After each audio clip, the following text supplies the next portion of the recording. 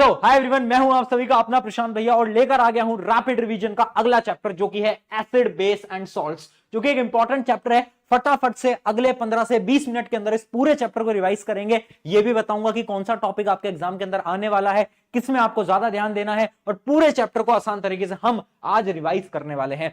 इस चैप्टर के ऊपर एक पूरी डिटेल वीडियो जो कि 1.5 घंटे के आसपास की है, वो मैं ऑलरेडी बना चुका हूं, वो आप जाकर देख लेना अगर आपको डिटेल में कॉन्सेप्ट को समझना है। ये रिवीजन है और रिवीजन में हम सारी चीजों को कवर करेंगे, बट फटाफट और तेज रफ्तार से कवर करेंगे। चलो स्टार्ट करते हैं फटाफट से। सबसे पहले एसिड बेस के बारे में बात करते हैं। एसिड बेस होता क्या है? एसिड वो है जो कि जब भी पानी में हम उसे डालेंगे तो वो H+ आयंस देगा। क्या देगा? H+ आयंस देगा। ठीक है, मतलब गिव्स हाइड्रोजन आयंस यानी H+ आयंस। और याद रखना बेस क्या है, जो कि आपको हाइड्रोक्साइल आयन यानी OH- आयंस जो होते हैं वो दे रहे होते हैं। ये पहला और सबसे इंपॉर्टेंट डिफरेंस। उसके अलावा एसिड्स जो होते हैं वो कैसे होते हैं? सोर होते हैं। सोर यानी खट्टे। नींबू को देखा होगा, नींबू कैसा होता है? खट्टा। और बेसिस, बेसिस यानी सोप। सोप कैसा होता है? कड़वा होता है। तो ये कैसे होते हैं? ये जो होते हैं आपके बिटर होते हैं, बिटर इन टेस्ट। उसके अलावा जो ब्लू लिटमस पेपर है, ब्लू लिटमस को ये किस में कन्वर्ट कर देते हैं? रेड के अंदर। और ये रेड को किसके अंदर कन्वर्ट कर देते हैं? ब्लू के अंदर कर देते हैं। उसके अलावा पीएच जो होता है उसके बारे में हम आगे बात करेंगे जब हम पीएच स्केल के बारे में जानेंगे। ठीक है, कुछ एग्जांपल देख लेते हैं। हाइड्रोक्लोरिक एसिड, एसिटिक एसिड, ये एसिड का एग्जांपल है। बेसिस कौन से होते हैं? सोडियम हाइड्रोक्साइड, ये सबसे इंपॉर्टेंट बेस है और इस पूरे चैप्टर के अंदर हम इसी बेस के बारे में बात करेंगे। अब नीचे टेबल है और ये टेबल बेटा बहुत ज्यादा इंपॉर्टेंट है क्योंकि इस पे एक सवाल आ रहा है तुम्हारे पेपर के अंदर। इस टेबल को ध्यान से देख लो। ये सारे के सारे हैं नेचुरल एसिड्स। देख सकते हो आप, जैसे कि आप जो विनेगर यूज करते हो अपने घरों के अंदर, उसके अंदर एसिटिक एसिड होता है। ऑरेंज के अंदर सिट्रिक होता है। टारमेंट के अंदर टैट्रिक होता है। टोमेटो के अंदर ऑक्जेलिक होता है। बहुत इंपॉर्टेंट है, पेपर के अंदर सवाल आएगा टोमेटो में कौन सा एसिड होता है, याद रखना ऑक्जेलिक एसिड। उसके अलावा आपके जो मिल्क कर्ड होता है उसके अंदर क्या होता है?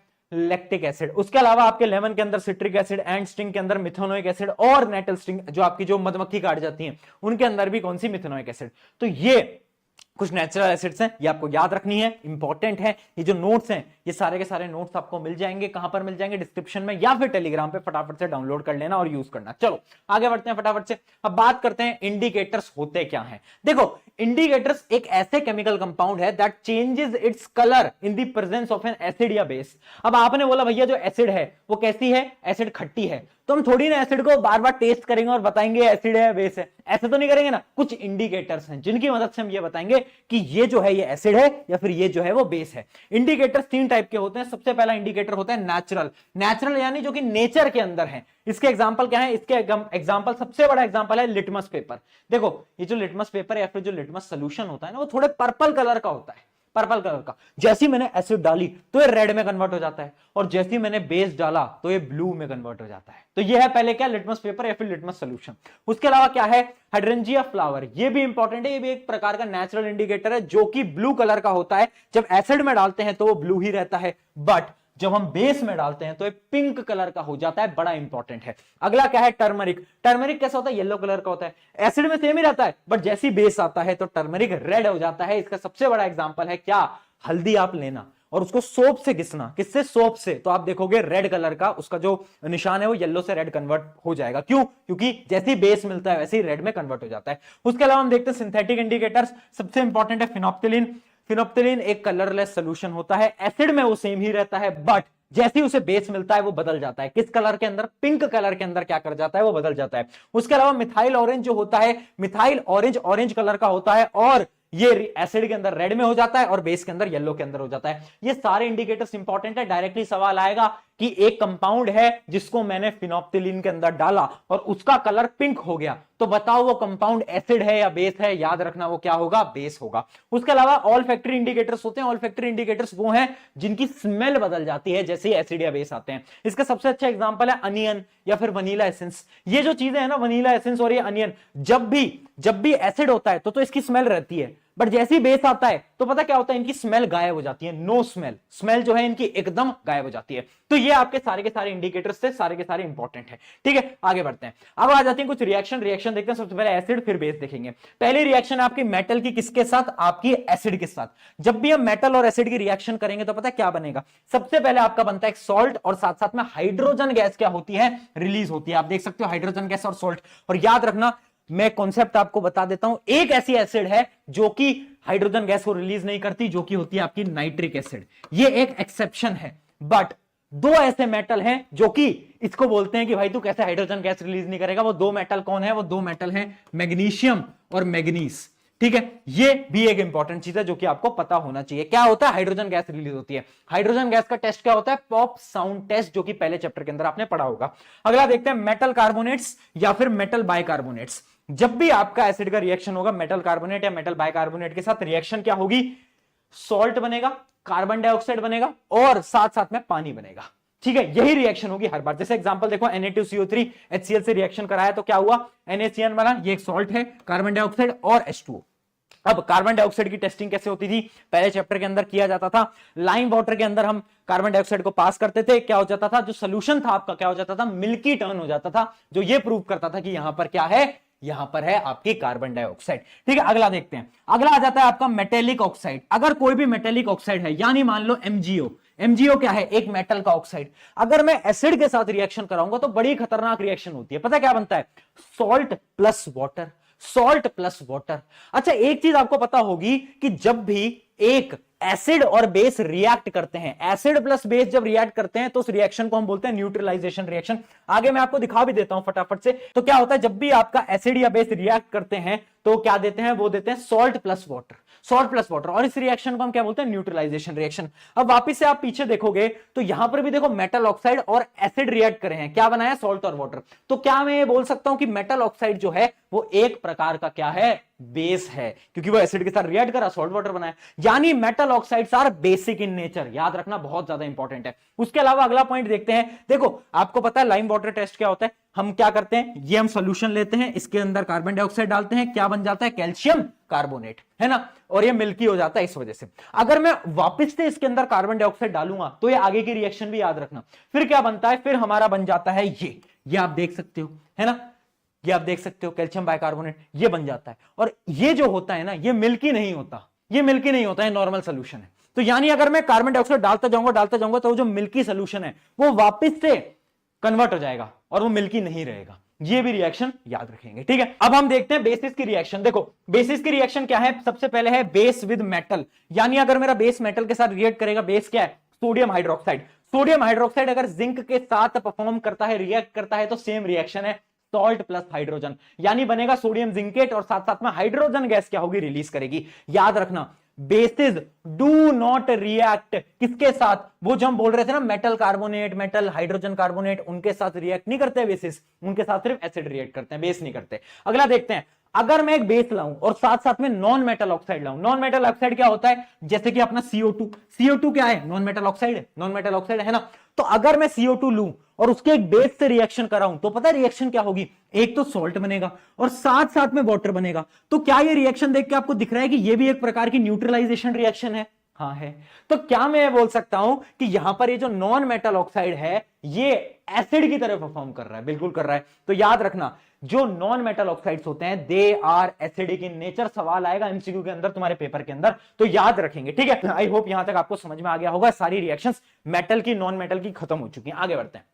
अगला देखना, अगला आ जाता है आपका डाइल्यूशन का कॉन्सेप्ट। देखो, सबसे पहला कॉन्सेप्ट क्या होता है? मान लो आपका एक एसिड है, ठीक है। दो टाइप की एसिड होती है, एक होती है कंसंट्रेटेड एसिड, एक होती है डाइल्यूट एसिड। कंसंट्रेटेड एसिड क्या होती है पहले वो समझना। वो एसिड जिनके अंदर large amount of acid is dissolved in small amount of water, यानी पानी कम और एसिड बहुत ज्यादा।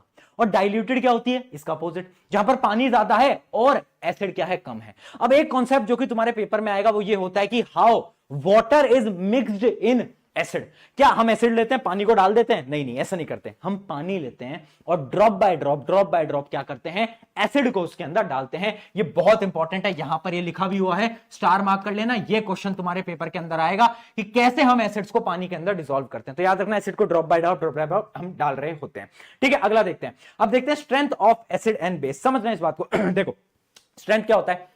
एक चीज समझना, स्ट्रेंथ एसिड की, ये अगर हम उसे डिफाइन करें तो आप समझिएगा कि एबिलिटी, एक एसिड की एबिलिटी कि जब उसे हम पानी में डालें तो कितने H+ आयंस वो देगा। जितने ज्यादा H+ आयंस वो देगा वो उतना ज्यादा स्ट्रांग। और बेस की क्या होगा? स्ट्रांग बेस कैसे कहलाएगा? स्ट्रांग बेस वो है जब हम उसे पानी में डालें तो जितने ज्यादा OH नेगेटिव आयंस वो देगा वो उतना स्ट्रांग। तो याद रखना कि वो स्ट्रांग एसिड क्या होता है जो कि H+ आयंस ज्यादा देता है, और स्ट्रांग बेस क्या होता है जो कि OH नेगेटिव ज्यादा देता है। ठीक है, ठीक है, यहां तक क्लियर। अगला देखते हैं, अब आता है पीएच। अब पीएच क्या होता है? पीएच ये बताता है कि कौन सा सोल्यूशन कितना एसिडिक कितना बेसिक। पीएच रीडिंग आप ऐसे, एक पीएच पेपर होता है जो कि 1 से लेकर 14 तक होता है, ठीक है। अगर पीएच रीडिंग 7 से ज्यादा आती है, 7 से 14 तक आती है, तो समझ लेना सोल्यूशन इज बेसिक। अगर 7 से कम आती है तो समझ लेना सोल्यूशन इज क्या? सोल्यूशन इज आपका एसिडिक। क्या? Solution is acidic. और अगर 7 आती है तो समझ लेना सोल्यूशन इज न्यूट्रल। क्या कॉन्सेप्ट क्लियर है? बहुत बढ़िया। अब आप समझना मेरी बात, ये पीएच रीडिंग बहुत इंपॉर्टेंट है क्योंकि इस पे सवाल आते हैं। क्या आप ये कॉन्सेप्ट समझे कि जिस कंपाउंड की जितनी कम पीएच रीडिंग वो उतना ज्यादा एसिडिक। अगर मान लो एक कंपाउंड की पीएच रीडिंग है 2 और एक की है 1, तो मुझे बताओ कौन ज्यादा एसिडिक होगा? 1 वाला। तो याद रखना, जो जितना कम, जिसकी जितनी कम पीएच वैल्यू उतना ज्यादा एसिडिक, और जिसकी जितनी ज्यादा पीएच वैल्यू वो उतना ज्यादा बेसिक। खुद बताओ, अगर एक कंपाउंड है जिसका पीएच लेवल है 14 14 और एक का है 12, कौन सा ज्यादा होगा? बेसिक कौन सा ज्यादा होगा? ऑब्वियस सी बात है, कौन सा? 14 वाला। तो ऐसे ही सवाल आपके पेपर के अंदर इसके ऊपर आ रहे होंगे। पीएच पे बहुत बार सवाल आते हैं, तुम्हारे पेपर के अंदर भी बिल्कुल सवाल दिख सकता है। आगे बढ़ते हैं। अब इंपॉर्टेंस ऑफ पीएच, इसमें घुमाकर सवाल आएंगे। कैसे सवाल आएंगे देखना, जैसे कि डाइजेशन के अंदर देखना, डाइजेशन के अंदर जो आपका जो पेट होता है उसके अंदर हाइड्रोक्लोरिक एसिड होती है, तो जो पीएच लेवल है उसको बहुत कम किया जाता है, तभी आपका खाना डाइजेस्ट होता है। क्या होता है पीएच लेवल? 1 से लेकर 3 तक, यानी बहुत ज्यादा एसिडिक, बहुत ज्यादा एसिडिक आपका पीएच होता है। अगला सॉइल, जो सॉइल होते हैं ना, उनको अगर सस्टेन करना है ना, तो उनको पीएच लेवल चाहिए 6.3 से 7.3 तक का। बट कभी कभार क्या होता है, सॉइल एसिडिक हो जाता है, तो हम क्या करते हैं, उसके अंदर बेस डालते हैं ताकि हम उसे क्या कर पाए, इस पीएच लेवल तक ले पाए। तो क्वेश्चन डायरेक्टली आएगा, क्या क्वेश्चन आ जाएगा? अ सॉइल इज एसिडिक। एक सॉइल जो है वो एसिडिक हो गया है, अब ये बताओ अगर मुझे उसे बेसिक करना है तो मैं क्या करूंगा? उसमें बेस ऐड कर दूंगा इस पीएच पे लाने के लिए। अगला आता है टूथ डिके। इस पे भी एक डायरेक्टली सवाल आता है। टूथ डिके क्या होता है? आपके जो दांतों में कीड़े लग जाते हैं। क्यों लग जाते हैं? क्योंकि जब हम खाना खाते हैं बहुत ज्यादा एसिडिक हो जाता है, और अगर हम ब्रश नहीं करते तो कीड़े लग जाते हैं। अब सवाल ये आएगा कि ब्रश क्यों की जाती है? टूथपेस्ट में ऐसा क्या है? तो याद रखना, जो आप टूथपेस्ट लगाते हो ना, that has base inside them, उनके अंदर बेस होता है, जिसकी वजह से वो क्या करते हैं, न्यूट्रलाइजेशन रिएक्शन कर देते हैं और एसिड को खत्म कर देते हैं। तो आपका जो माउथ का पीएच है वो नॉर्मल हो जाता है, वो क्या हो जाता है, वो थोड़ा बेसिक हो जाता है, तो वो न्यूट्रल हो जाता है, जिसकी वजह से कीड़े नहीं लगते। तो इस वजह से बोलते हैं ब्रश करना इंपॉर्टेंट है। अगला पॉइंट होता है ब्लड। ब्लड का जो नॉर्मल पीएच होता है वो होता है 7 से लेकर 7.8। उसके अलावा प्लांट एंड एनिमल का तो मैं आपको बता ही चुका हूं कि उनको एक बेसिक पीएच चाहिए होता है, नॉर्मल, न्यूट्रल, 7 8 उतना। अगला देखते हैं बी स्टिंग। आपको कोई मधुमक्खी काटी होगी तो आपने देखा होगा बड़ी जलन होती है, मम्मी आती है और मम्मी क्या करती है, बेकिंग पाउडर लगाती है ना? क्यों? क्योंकि बेकिंग पाउडर जो होता है वो बेसिक होता है, और जो बी स्टिंग होती है, जो मधुमक्खी काटती है, वो एसिडिक होता है। तो यहां पर भी क्या होता है, न्यूट्रलाइजेशन रिएक्शन, और आपको दर्द खत्म हो जाता है। तो ये बहुत ज्यादा इंपॉर्टेंट है। सारे के सारे सवाल आ रहे होते हैं, घुमा फिरा के सवाल आते हैं, बट इन्हीं से ही आपके क्वेश्चन आएंगे। अगला देखते हैं। अब आ गया सॉल्ट। सॉल्ट क्या होता है? सॉल्ट एक आयनिक कंपाउंड है। आयनिक कंपाउंड आप अगले चैप्टर में पढ़ोगे। इतना समझ लो, जब एक एसिड और एक बेस दोनों आपस में आते हैं तो वो क्या बनाते हैं, वो बनाते हैं सॉल्ट। अब देखो, सॉल्ट 3 टाइप की होती है। पहली सॉल्ट होती है, अगर मैं स्ट्रॉन्ग एसिड लूं और स्ट्रॉन्ग बेस लूं तो पता है मेरी सॉल्ट कैसी बनेगी? मेरी सॉल्ट बनेगी न्यूट्रल, क्योंकि स्ट्रॉन्ग एसिड है, स्ट्रॉन्ग बेस है। अगर मैं स्ट्रॉन्ग एसिड हूं और मैं वीक बेस लूं तो पता क्या होगा, मेरी जो सॉल्ट बनेगी वो कैसी होगी, एसिडिक सॉल्ट होगी, क्योंकि मैंने स्ट्रॉन्ग एसिड को लिया है बेटा, है ना? तो कैसी बनेगी, एसिडिक। उसके अलावा अगर मैं स्ट्रॉन्ग बेस लूं और वीक एसिड लूं तो कैसी बनेगी, सॉल्ट।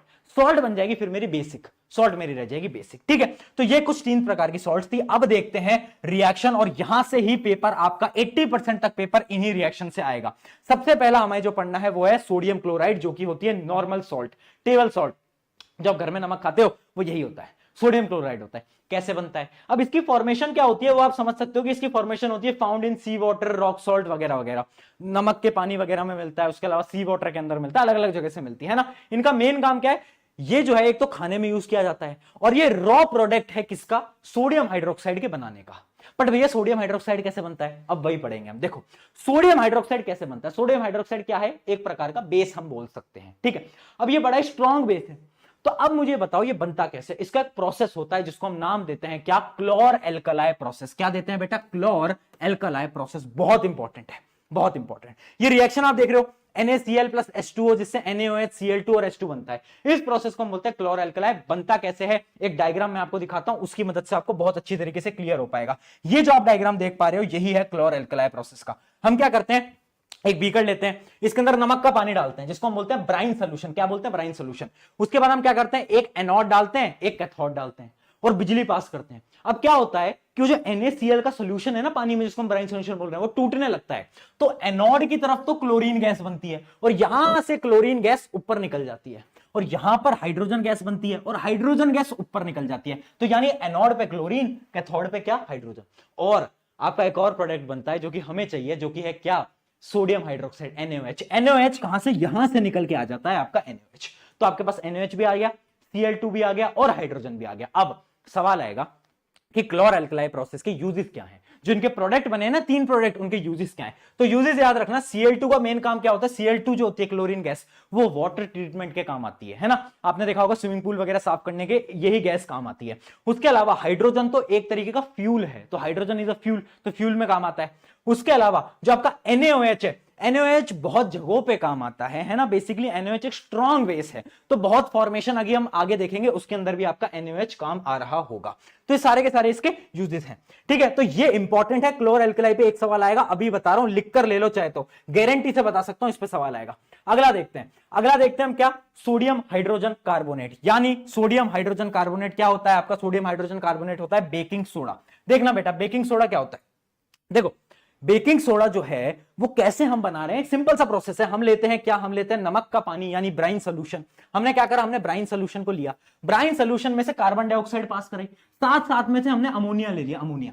तो जब ये सारी रिएक्शन हमने कराई तो पता क्या बनता है, एक तो बनता है आपका अमोनियम क्लोराइड और साथ साथ में आपका बन जाता है क्या, sodium hydrogen carbonate. Important reaction है क्या, इसको हमने क्या नाम दिया है, बेकिंग सोडा। क्यों बेकिंग सोडा दिया है, क्योंकि जितने भी आपके बेकिंग पाउडर होते हैं वो इसी से बनते हैं, आपके जो फायर एक्सटिंग्विशर्स होते हैं वो इसी से बनते हैं।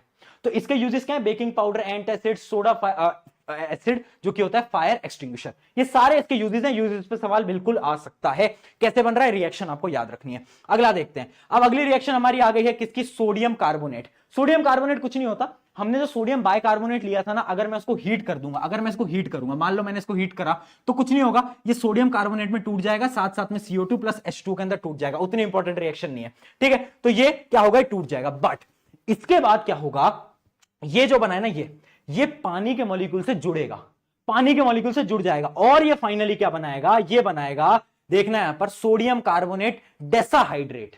डेसाहाइड्रेट यानी इसका हमने निकनेम दिया है वॉशिंग सोडा, जो कि होता है Na2CO3.10H2O। ये इंपॉर्टेंट है, क्यों, क्योंकि जो वॉशिंग सोडा होता है वो पता है कहां होता है, वो आपके जितने भी वॉशिंग पाउडर्स होते हैं, सोप होते हैं, उस सबके अंदर यही डलता है वॉशिंग सोडा। याद रखना यहां पर .10H2 है, यानी 10 पानी के मॉलिक्यूल्स इसके साथ क्या हुए हैं, जुड़े हुए हैं। यहां पर एक प्रोसेस हुआ है वाटर ऑफ क्रिस्टलाइजेशन, वो आपको मैं लास्ट में बता रहा हूं, वो टेंशन की बात नहीं, सब्र रखो, ठीक है। अगला देखते हैं, अगला है आपका ब्लीचिंग पाउडर। ब्लीचिंग पाउडर क्या होता है, बड़ा गंदा फॉर्मूला है, कैल्शियम ऑक्सीक्लोराइड यानी CaOCl2, ठीक है। कैल्शियम ऑक्सीक्लोराइड कैसे बनता है, हम क्या लेंगे, हम लेंगे CaOH2, यानी ये है हमारा क्या, स्लेट लाइम।